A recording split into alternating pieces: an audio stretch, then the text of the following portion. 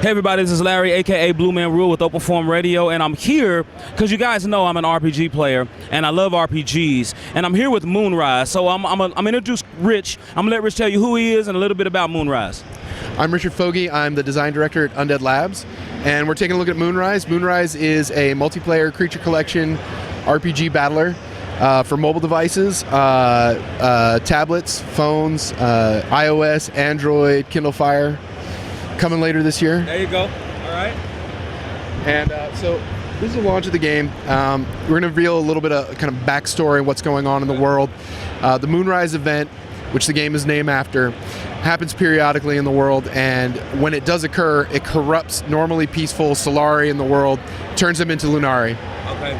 Which I like. I love the naming conventions, by the way. Yeah. Solari and Lunari. It's actually founded scientifically. I like that. Yeah, we like it a lot too. Your job in the game, you are a warden. In the Warden's Guild, their role, they're sort of public servants. Their main responsibility is to go out into the world, find these Lunari, get rid of the Moonrise effect on them, cleanse them of that effect, and get them back to being normally peaceful and happy creatures that they are. So right out of the gate, you see we have pretty detailed character customization. You could choose your sex, you could choose your face, skin tone, whatever you like. A huge range. Change out your hairstyle, hair color, and clothing and stuff like that. So right now we're going to represent the Seahawks and then get into this. But you have a lot of options. Right now this is just showing a little subset of what we're going to have ultimately in the game. The premise for starting off the game is you're graduating from the Warden's Academy, and so you do kind of a final test, and before you go out into the world. So right out of the gate, this should be familiar to some folks. Water beats fire, beats nature, beats water. So you choose the guy you're going to start with. I always go with fire first. Any particular reason you go with fire first? I don't know. It's just a hot-headed personality, I guess. I like to... At least you understand your weaknesses, right? I like to burn folks down.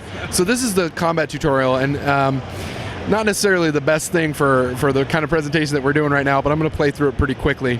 So while you're playing through it pretty quickly, what engine is this, man? It looks pretty good, especially being on a mobile device. Yeah, so this is Unity, and we just got an amazing art team, an amazing programming team, and amazing animators, like really pushing it to its limits. So right out of the gate here, since this is a tutorial, it's going to feel a little bit turn-based because the way we're presenting the concepts is a little bit slower paced. So I'm choosing the guy, I'm choosing the skill, and I'm choosing to attack. It's a bit misleading. As you see when I get a little bit further into the tutorial, it's going to go real time, and the pace is going to get a lot faster. Okay, so it actually is real-time combat then? Yeah, real-time combat system. And if you want, I can like speed through this stuff and like show you some of the better stuff later if you want to kind of cut this up a little bit. I don't know how your format is. We're just chilling and relaxing. I don't know if this is going to go through like all at once exactly the way it is. You want to cut it together? All good either way. Yeah.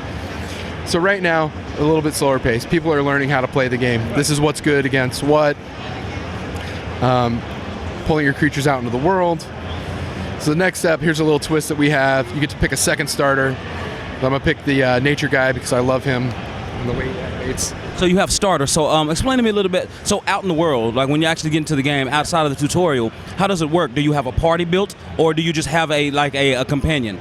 You'll have a party that you're able to build up, and part of what you're doing as a warden in cleansing these Lunari and turning them into Solari. Occasionally, when you do that, they're gonna ask to join your team essentially, and so I'll demonstrate that to you guys in a little bit. I'll find some guys that want to join my team, but you see right now, I've got 2 guys available. There's a lot of room down here. You build your team up to 6 guys, and at a time, or is it just 4 in a party? So I have 6 guys in my party in addition to myself, and then I can have 2 out on the field at once. It'll make a little bit more sense as we get a little bit deeper into it.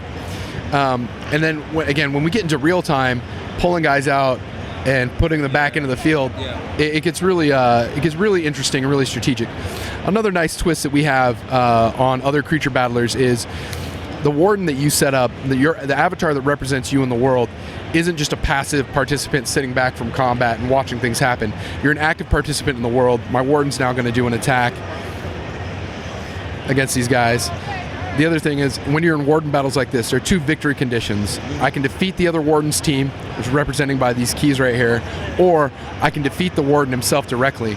And that makes more sense when you're in bigger matches and you're facing off against a guy that has 6 guys on his team against your 6, having strategies that directly target that guy. But there are a lot of counter strategies to that as well. So now we're in total real time. We took the training wheels off the tutorial. I could pick any one of these guys, queue up skills, get them all doing their thing. So right now I'm just going to focus fire on this dude and get him down because that was quick. Okay, and so there's your timer pretty much. Pretty much each move has a wind up or an animation. Yeah, there's an amount of time each skill takes to cast, and those can be affected by a number of different factors. Any cooldown times? Yeah, cooldown times on the individual skills. I'm just going to go ahead and put in my name. And that's affected by their speed stat as well. So as you got guys and you're progressing with them, how fast they are will affect how quickly their skills cool down. Fantastic, man. So looking at the game, the ability for you as a player control character, and then also your people on your team to fight, reminds me a lot of Ni no Kuni. I don't know if you played that on the PS3. Yeah. Ni no Kuni is similar to that regard because you have these pets you can throw out that can fight for you, or you can fight for yourself as a mage. Yeah. So this, I love Ni no Kuni, and it was one of the things that we looked at, and as we were talking about this, we wanted you to be involved in combat as well as your guys.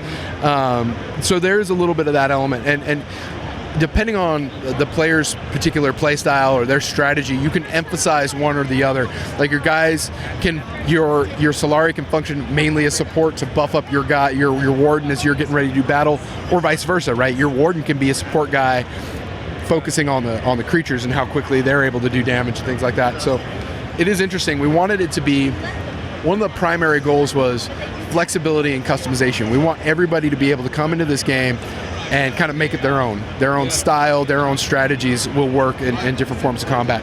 So what you're seeing here is a lot of early quests, which the intent behind the early quests is to teach people how to play the game, how everything works. So right now it's giving me simple stuff like, hey, go in here, do this fight real quick. Hey, go over here, do this fight real quick. We just want players to understand the core flow of the game before we throw them off the deep end and start getting into the hardcore content. After this next battle, I'll hesitate for a second so we can talk about some of the RPG stuff that's happening. Okay, fantastic. I'm just wondering, since it's mobile and since I guess it always has to be connected to the internet, do you have any type of social aspects to this gameplay at all? Absolutely. I can. When we get back out into town, hopefully we'll see some other players walking around. I could show you some of what we've got right now, and then we've got a lot of plans to increase the social aspect of the game. So you see, I pulled those guys out at almost the same time, and this guy came up first because he's faster. Fire's going to do more damage against this guy because he's lightning based. We have the affinity matchups like we were talking about at the beginning. And then again, you just got to keep your guys have all their skills going all the time. That's sweet, man. I really like that. So I'm a fan of more real-time combat like that. Yeah. Really, really cool. So do you have any, say there's like equipment or anything come into play in this? Absolutely. So let me just talk about the RPG stuff, and then I'll get into the equipment stuff for sure. So these guys just made some progress. He actually hit a milestone. He had a heart there before. Each time they hit a milestone, it'll be a heart or a skill that they're going to learn. The heart is going to give my guys, you see right here, his health is going to increase. If I had learned a new skill, it would have been a skill that I add to his kit, and now he's able to use that skill in addition to the other stuff that he's learned so far. Also got a speed essence there. I'm going to exit this battle because I want to show you some of the equipment stuff that you're talking about. No, this seems pretty robust, man, for a mobile game. You know, we set out to make a full-featured RPG. You know, we didn't want to cut any corners. There are things that we did to make it more compatible with mobile, but we didn't shirk any of the big, deep features that you would expect from a RPG. So. I don't have anything to equip my guy with, but you can see here's a shot of the gear screen that we have. Right now I have some basic equipment that my guy started off with. As you go through dungeons, which we'll do in a little bit, I'm able to get different pieces of equipment that affect my stats in different ways, but also have passive abilities like cooldown. They affect your cooldown, so your cooldowns go faster, or boost to specific types of damage. Get guys that are doing more fire damage and things like that. This is also where you change out the skills that your warden specifically is using in battle. Right now I just have the one relic, and that's giving me that flame ability that I've been using this whole time, but there are a lot of other relics that you're going to be able to equip and obtain over the course of the game. So you're not locked into a particular relic style then? No, really, like I was saying earlier, like the customization is a critical part of what we're doing. So as you progress through the game, find the thing that works for your style, and that can be your build. So I'm going to go into do this one more Wild Lunari battle out here, and this is going to show how our recruiting works.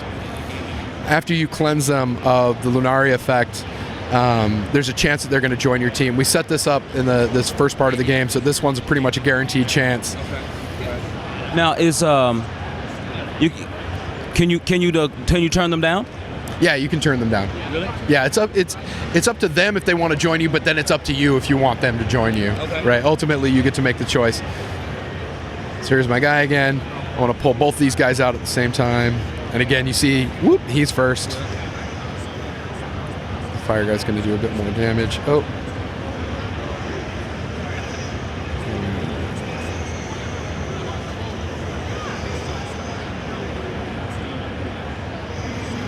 The animation is pretty fluid too. Oh man, our animators are killing it on this game. Our entire art staff, actually, like these guys, I get to look at the concept art for these guys all day, and they're awesome right as soon as they hit the paper. But after they're modeled and animated, man, it breathes so much life into these characters. So he's stuck around after being cleansed, and I can use his key, and that's going to recruit him onto my team. And you'll see in the next battle that he's already just integrated into my team. We do that at the beginning because you don't have anybody else to go in there. When you get a little bit further and you've got more than 6 guys, you'll customize the set of dudes that you're going into battle with. So you can kind of arrange like a predetermined loadout, a custom loadout of a team, right? Yeah, absolutely. Set up what you want, set up what works with the strategy that you're trying to deploy. So how long is this game? Because it seems like it's pretty robust. We have to level up quite a bit, but you know, we got introduced to the story a little early on, but it seems like it's going to take a while to resolve, right? Yeah, absolutely. I think I can play through the content we have now in about 16 hours. By the time the game actually goes live worldwide, it can be more like 20. And that's if you're kind of going through the story pretty straightforward. There are going to be players who, again, playing just through the story, if they want to do all the side quests and stuff that we have built out, 40-hour games. We're building an RPG, right? RPGs take a long time to beat. Yep. But in addition to the story mode that we have, the players are going to be able to sink their teeth into and put a lot of hours into, we have a lot of PvP content that players are going to be able to engage with as well. I'll show you some of that in a little bit. I didn't ask how much time you guys had, so Yeah, okay. I'm just going to keep going until you guys tell me to shut up. Okay. So if that's all we had, then that's fine, man. So when can we expect to see Moonrise? And do you guys have any plans for extending the product past release? Yeah, Moonrise will be coming out a little bit later this year, and we absolutely have plans. Once we've got this initial story arc out and people are playing it, we plan to keep introducing additional story arcs moving on, adding new Solari, adding new skills and game mechanics for them to go in and explore and collect. Okay, and pricing will be released later at a later date? It's a free-to-play game.